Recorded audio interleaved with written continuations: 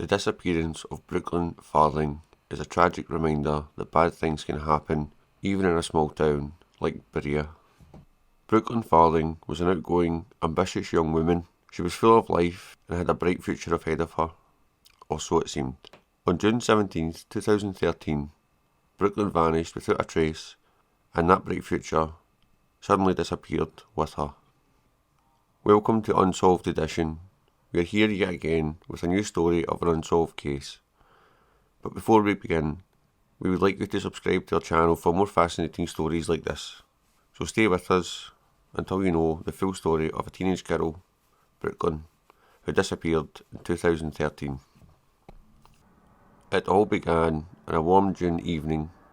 Brookelyn had just graduated high school and was making plans with her family for the summer. She was excited to spend some time with her friends, but she also wanted to figure out what she wanted to do next year in college. That night, she went out to meet a friend at a nearby gas station, as they often did after school. They were going to hang out and maybe get ice cream or something else fun, typical teenage things that most people do. Little did Brookelyn know, that night would be the last time anyone saw her. Her friend never showed up, and after waiting for a while, Brookelyn decided to head back home.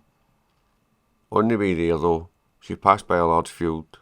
It was lit up, and there seemed to be a lot of people gathered around, a large bonfire in the middle. Brookelyn had heard some of her classmates talking about a party that was going to happen there, so she decided to check it out.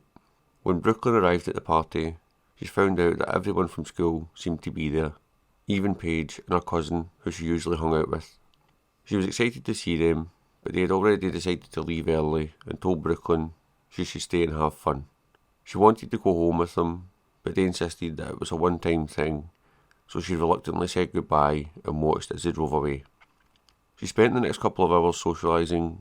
She was dancing and drinking and appeared to be having a great time. Well after midnight, she bumped into one of her classmates from high school who had been drinking heavily. It was obvious to Brookelyn that he was in no shape to drive, so she decided to see if she could find them both a ride home. She asked some of the other people at the party, but no one was willing to drive them back. That's when she ran into Joshua Henley, a 24-year-old friend of her ex-boyfriend, Jared. She asked him if he would be able to drive them home, and he agreed.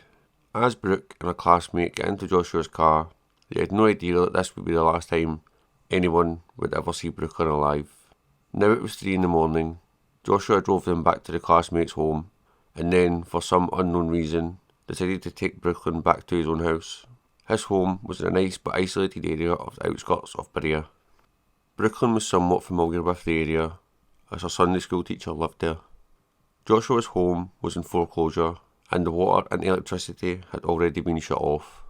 Brookelyn was clearly uncomfortable being there, so she called her sisters to see if someone could pick her up. Unfortunately, her older sister had been drinking and was in no shape to drive. Paige didn't have a driver's licence, so Brookelyn told them not to worry about it and said she would call Jared. She had been texting him throughout the evening, but he was working an overnight shift at a local factory and wouldn't be able to pick her up until 6 a.m. Brookelyn decided that she would wait for him there and told her sisters not to worry. Speaking of Jared, he's an ex of Brookelyn, and they both had dated for almost 3 years, but they had recently ended their relationship. They remained close friends and texted each other. She texted Jared that Joshua had already gone to sleep in his bedroom. She was sitting on a couch in his living room, smoking a cigarette, although her sixth sense was tingling and she was feeling uncomfortable. She asked Jared if he could please hurry up and come get her, as she was scared of something.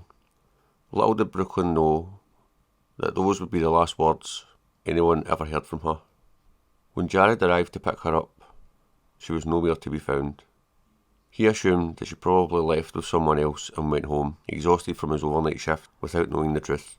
The next morning, when Brookelyn failed to show up for the car show, even though she had made plans with one of her friends to attend the car show on Saturday morning, but her family knew something had gone terribly wrong. When Paige heard the news, she was distraught. Her last memory of Brookelyn was her telling her to have fun at the party. Her mother called Jared and quickly found out that Brookelyn mentioned going to a party in Rockcastle County hours earlier. This made her family even more worried, as they knew nobody else in that area. They started a frantic search for Brooklyn and reported her missing to the police. But it was too late. Brooklyn had already disappeared without a trace. Panicking, her older sister decided to give Joshua Henley a call. He claimed they had no idea where Brooklyn had gone. He had gotten up early to tend to his horses, and when he returned around 7 a.m, she was gone. But with no other leads, it seemed as though she had simply vanished into thin air. However, 15 minutes later, Joshua called back. He had apparently left out a few crucial details in the first phone call.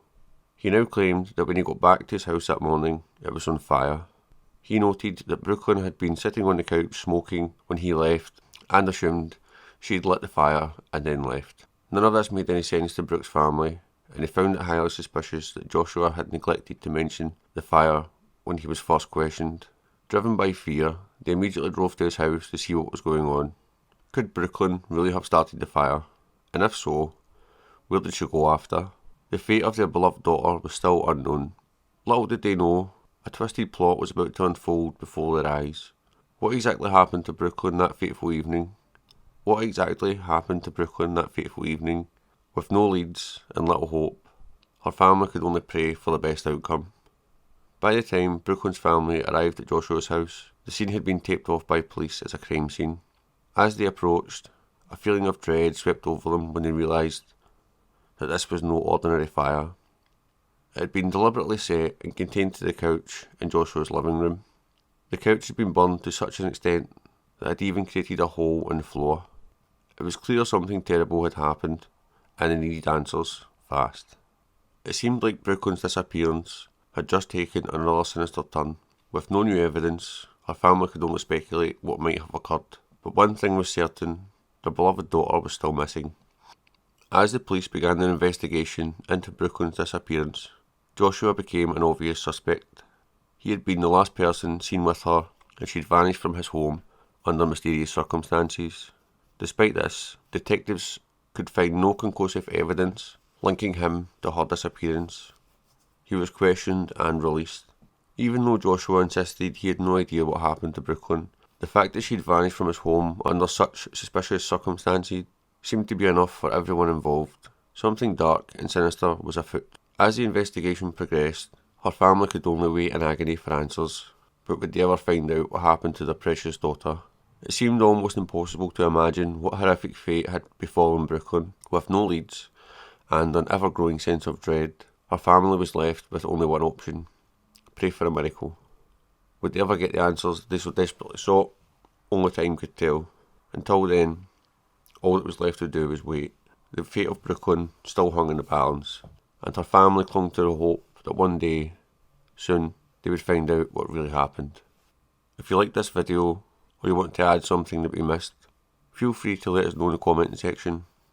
Also, subscribe to our channel if you want to know more about similar unsolved cases.